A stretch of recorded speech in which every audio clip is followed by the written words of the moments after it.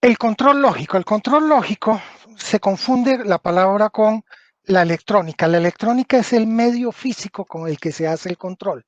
El control lógico es la manera como el computador trabaja, controla, ajusta el funcionamiento de un grupo de piezas, de un motor, de una caja, de una transmisión. En el caso específico del tema que estamos tratando hoy, el computador controla 5 sistemas fundamentales, 5 grupos de sistemas fundamentales. Lo que tiene que ver con la inyección de combustible, ya sea para sistemas de puerto o para sistemas de inyección directa. Lo que tiene que ver con la generación de chispa y el momento en que se produce, que es el tiempo encendido, para sistemas de paquetes de bobina o sistemas de bobina directa. Los sistemas de control de entrada de aire, que incluye desde la mínima hasta la aceleración plena, pasando por la marcha crucero. Los sistemas de control de fase de válvulas, popularmente los llaman los BBT, BBTA, BBTAI, etcétera, etcétera. Son sistemas donde puede variar, hacer girar para adelantar o atrasar el accionar de los ejes de levas y la enorme cantidad de subsistemas que tiene que ver con el control de emisiones, ejeres, inyección de aire, control de vapor, de tanque de combustible, etcétera, etcétera, etcétera, control de inyección adicional para convertidores catalíticos e inyección de aire para convertidores catalíticos, etcétera, etcétera, etcétera.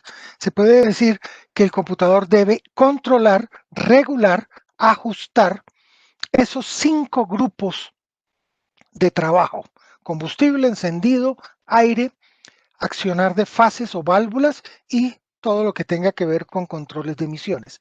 Pero para poder accionar, controlar o regular cada uno de estos sistemas, el computador necesita conocer qué es lo que pasa en la máquina. Y ahí es donde vienen los denominados sensores.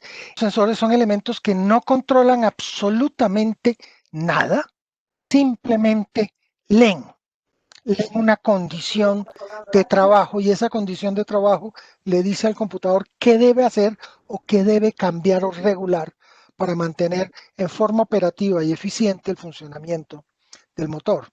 Se considera hoy un sensor el interruptor principal de encendido. Ya se está eliminando la llave propiamente dicha, ya hay botones o controles de mando a distancia. Se llaman los sensores PSSS.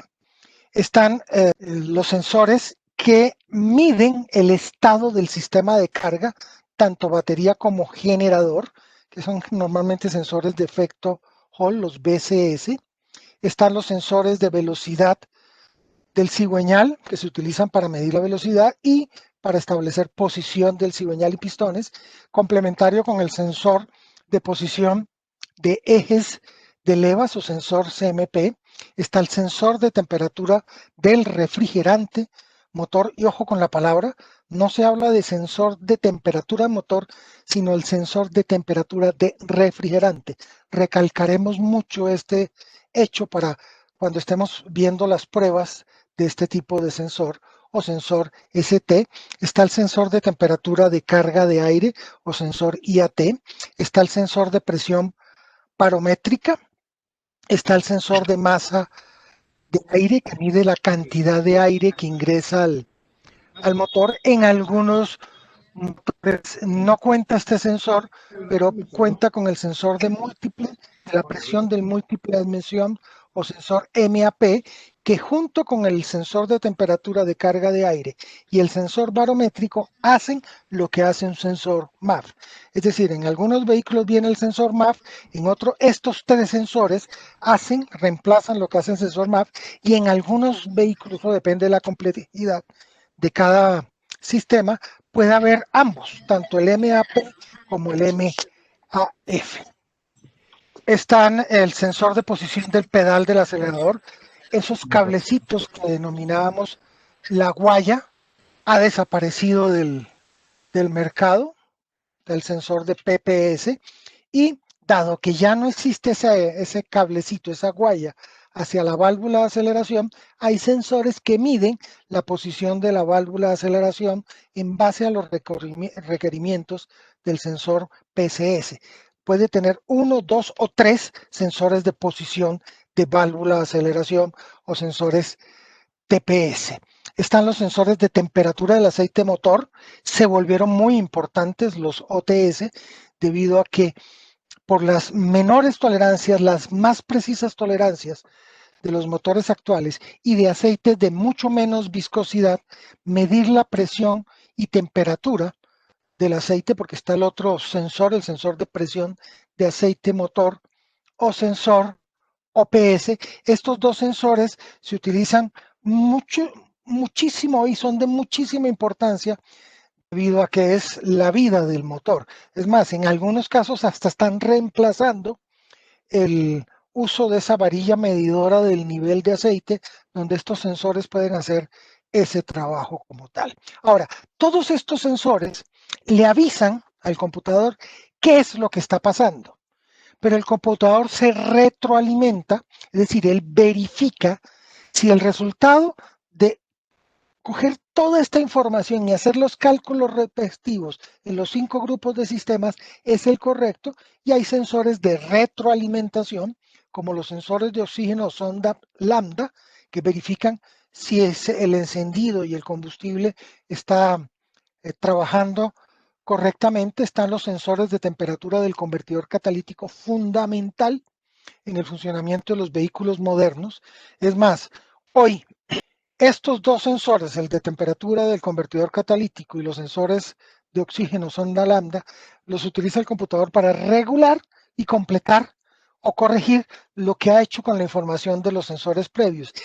Es tan importante estos dos grupos de sensores, oxígeno y temperatura del convertidor catalítico, que eliminar el convertidor catalítico hace que cambie totalmente el funcionamiento de la máquina. Y en la última generación, los vehículos de los últimos 2 o 3 años, inclusive ya están bloqueando el encendido del motor cuando el computador siente que el convertidor catalítico no existe o genera un código de falla imborrable, no se puede borrar, de tal manera que cuando se vaya a hacer una revisión técnico-mecánica, se verifique, se lee que existe ese código indicando que el convertidor catalítico lo habían quitado en algún momento o hicieron rodar el vehículo sin el convertidor catalítico y el vehículo es multado. Esto está ya funcionando en Asia, está funcionando en Europa, donde el hecho de quitar un convertidor catalítico que hace que la contaminación del vehículo aumente tanto, se ha multado cada vez que se hace una revisión mecánica. Está el sensor de presión de gases de escape para sistemas de control de emisiones, también completa lo que hace el convertidor catalítico y también sirve para regular el accionar de la válvula EGR o válvula de recirculación de gases de escape. Y están los sensores de presión de vapor de combustible, inclusive hay un sensor de temperatura de tanque de combustible para también regular los gases que se producen en el tanque de combustible. La idea es buscar que el impacto ambiental del motor de combustión interna sea cada vez menor. Esta es la complejidad de lo que se llama el control lógico. No es fácil, son una enorme cantidad de flujo de información que circula por cables eléctricos o cables ópticos que utiliza el computador para regular la máquina. Y vamos a empezar con los sensores.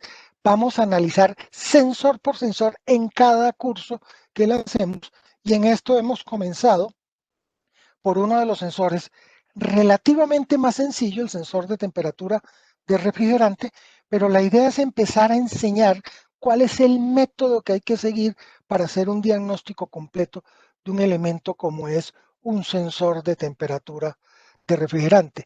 Sensor que está ubicado siempre muy cercano o sobre la carcasa del termostato. Y eso es importante, en esta imagen se ve que el sensor está montado directamente sobre la carcasa de termostato para que ustedes vean la importancia del termostato en el funcionamiento de un motor de combustión interna. Uno de los graves errores que se comete en mecánica es eliminar el termostato. Esa eliminación del termostato tiene consecuencias. Si el termostato no fuera importante, el sensor no estaría montado en sus cercanías o en la carcasa del termostato como se ve en la imagen, incluso para que el computador pueda monitorear el funcionamiento del termostato y en el caso de termostatos controlados ya por el computador puedan regular en forma más exacta el funcionamiento del termostato. Olvídense de esos mitos del mercado de que es que yo estoy en un lugar muy cálido, entonces es mejor quitar el termostato. Eso no funciona de esa manera. Por lo tanto, no eliminen el termostato. Normalmente, cuando se elimina el termostato, es que no han logrado encontrar cuál fue la falla que estaba incrementando la temperatura del motor y siguen el camino más fácil, que es quitar el termostato. La noticia es que como el sensor está cerca del termostato o en la carcasa del termostato, cada vez que alguien quite el termostato tiene un error en el funcionamiento. Pueda que el motor funcione, pueda que el motor trabaje, pero no lo va a hacer con la eficiencia adecuada.